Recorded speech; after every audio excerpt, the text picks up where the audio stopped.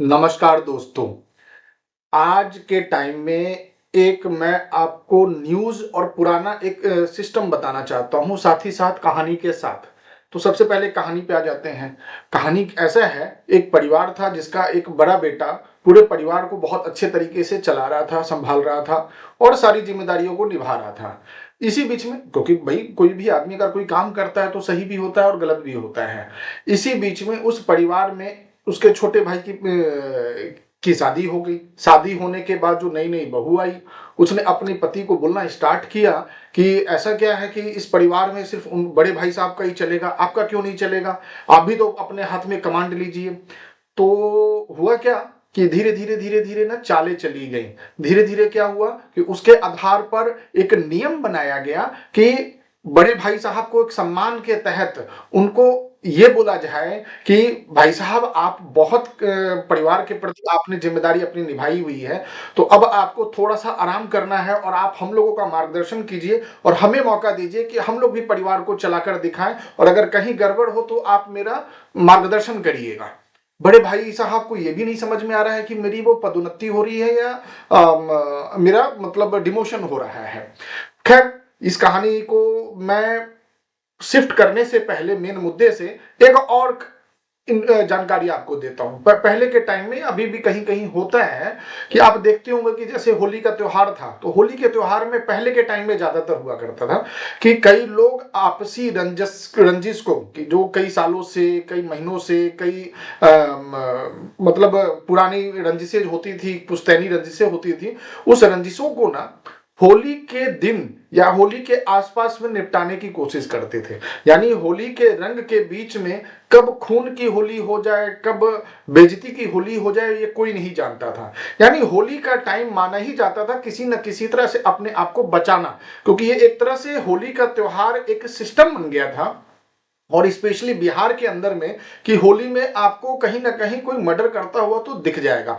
मैं यहाँ पर कहीं भी नीतीश कुमार जी का बात नहीं कर रहा हूँ कि नीतीश कुमार जी की राजनीतिक हत्या हुई है या जेडीयू की राजनीतिक हत्या हुई है। मैं यहाँ पर ये बात नहीं बोलने जा रहा हूँ। हाँ, मैं इस अब कहानी को मैं राजनीतिक तौर पे बताना चाह रहा हूँ।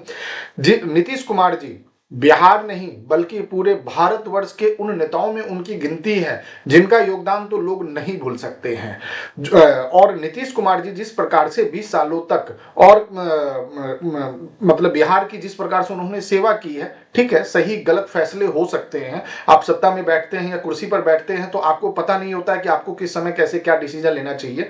वो आपके उस समय के तात्कालिक विचार पर और उस समय के डिसीजन के आधार पर डिपेंड करता है। और लेकिन आपका जो मेन कार्यकाल में पहला जो आपका टर्म था वो बहुत ही यादगार रहा, जिसके कारण आपको सुशासन के रूप में लोगों ने याद किया था। खैर, उसके बाद आपके डिसीजंस से लेकर कई ऐसे कार्यशैली में भी सवाल बहुत ज्यादा उठे, लेकिन ओवरऑल अगर देखा जाए तो नीतीश कुमार जी का जो कार्यकाल रहा एक याद करने लायक तो रहा। एक कंप्लीट 2 दशक जिस प्रकार से पूरा हुआ और लोगों ने उनको अपने दिल में जरूर बसा लिया हुआ है।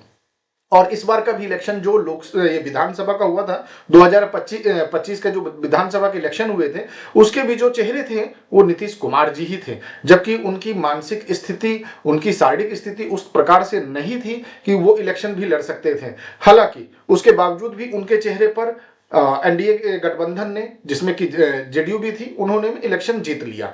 अब सबसे बड़ा ट्विस्ट क्या होता है कि एक ऐसा नेता जो कभी सेंट्रल लेवल पर पीएम पद का दावेदार हुआ करता था, वो आज के टाइम में उनको जो उनके प्रतिद्वंदी थे, जो अभी पीएम हैं, उन्होंने उनको बड़े ही सम्मान से इस प्रकार से पर्यवेक्षक के रूप में बैठा दिया गया और उसमें भी ताली मरवाना चाह रहे हैं कि आप बताइए, आपको मैंने सीएम से राज्यसभा भिजवा दिया। अरे ये किसी मतलब बोलते हैं ना कि एक थोड़े से भी जानकार जिनको जानकारी होगा उनसे अगर पूछेंगे कि सीएम की कुर्सी और राज्यसभा का सदस्य इन दोनों में बड़ा कौन होता है, तो कोई भी बता देगा कि सीएम की कुर्सी बड़ा होता है। तो भाई साहब, आप ये क्या ताली मरवाना चाह रहे हैं कि राज्यसभा का कुर्सी मैंने दे दिया नीतीश कुमार जी को, जैसे ऐसा लग रहा है जैसे पीएम की कुर्सी दे दिया आपने। तो राज्यसभा की कुर्सी के लिए विधायकों का वोटिंग होना चाहिए और जो विधायकों का वोटिंग की जो संख्या बल है, एक टिकट एक सीट के लिए आज के टाइम में जिस प्रकार से 5 लोगों का चुनाव होना है बिहार से राज्यसभा के लिए, और टोटल 243 यानी 243 के आसपास में सीट है विधानसभा में विधायकों की। अगर सभी के सभी अगर वोटिंग कर भी लेते हैं तो उसमें अगर आप देखेंगे तो जोड़ घटा गुना भाग करने के बाद एक राज्यसभा की सीट के लिए तकरीबन 41 मेंबर का सपोर्ट चाहिए होता है, 41 विधायक का। नीतीश कुमार जी का खुद का 85 के आसपास में 85 या 89 के उनके सीट है, सॉरी 85 आए हैं इस बार के विधानसभा में। तो आप बताइए, जिनके पास खुद दो राज्यसभा के टिकट भेजने लायक खुद के विधायक है, तो उनको आपके सलाह की क्या जरूरत है। और खैर मैं तो इसमें ये नहीं बोलूंगा कि भाई उनका इतिहास रहा है कि वो जिस पार्टी के साथ विलय होता है पहले उस पार्टी के साथ अपना अलायंस करते हैं और धीरे धीरे उस पार्टी को ही खत्म कर देते हैं। मैं कहीं भी अकाली दल की बात नहीं करने वाला हूं पंजाब में, मैं कहीं भी महाराष्ट्र में शिवसेना की बात नहीं करने वाला हूं, मैं कहीं भी हरियाणा में राष्ट्रीय लोकदल की बात करने वाला नहीं हूं, मैं कहीं भी चिराग पासवान की पार्टी जो लोजपा थी और जो रामविलास पासवान जी की आकस्मिक मृत्यु के बाद किस प्रकार से लोजपा को दो भागों में बांटा गया, उसके बाद एक भाग को अपना हनुमान बनाया गया। तो ये सारा खेल, ये जो राजनीति है, राजनीति एक ऐसी चीज है ना जिसमें हार और जीत तत्कालिक मायने नहीं रखता, बल्कि चाल मायने रखता है कि आपका चाल क्या चल रहे हैं यहाँ पर। क्योंकि राजनीति में कोई भी चाल अगर होता है ना तो वो दूरगामी होता है। मैं यहां पर कहीं भी नहीं बोलने जा रहा हूं कि इस डिसीजन से जेडीयू का राजनीतिक मर्डर हो गया है, मैं ये नहीं बोलने जा रहा हूं। क्यों? क्योंकि जेडीयू वाले तो खुद ही अचंभित हैं। भाई उनके नेता, जो मेन नेता हैं, वही अगर डिसीजन ले रहे हैं और जेडीयू के लोगों को पता तक नहीं है, उनके कार्यकर्ताओं तक पता नहीं है, उनके कार्यकर्ता इस डिसीजन से खुश नहीं है। अरे आप ये बताइए कि बीजेपी उनको भेज रही है, आप ये बताइए उनका उन्नति हो रहा है, पदोन्नति हो रहा है। आप ये बताइए कि आज के टाइम में जिस लेवल पर जाके नीतीश कुमार जी को पंगु बना दिया गया है, आज भी बस एक पोस्ट से, कुर्सी से उनको हटाया जा रहा है। हालांकि वो कुर्सी पर तो आज भी कोई और बैठ के डिसीजन ले रहे हैं, ये सभी को पता है। लेकिन ठीक है, बहुत जल्दी ही पता लग गया, 1 साल के पहले ही पता लग गया कि मुख्यमंत्री बदल रहे हैं। अगर आप इतना ही नीतीश कुमार का अगर सोच रहे हैं तो मुझे एक सवाल का जवाब खाली आप दे दें, मुख्यमंत्री बीजेपी से होगा या जेडीयू से? ये सबके मन में है, ये सोचने वाली है। अगर आपको उनको पदोन्नति देनी है, आप जेडीयू से किसी को सीएम बना दीजिए। आप नीतीश कुमार जी को राज्यसभा भेज रहे हैं, उसकी जगह पर ज्यादा सम्मानित उनके लिए होता कि कहीं के राज्यपाल बना के बैठा देते उनको। लेकिन आप क्या कर रहे हैं, उनको राज्यसभा बुला रहे हैं जी, उनको हम राज्यसभा बुला रहे हैं।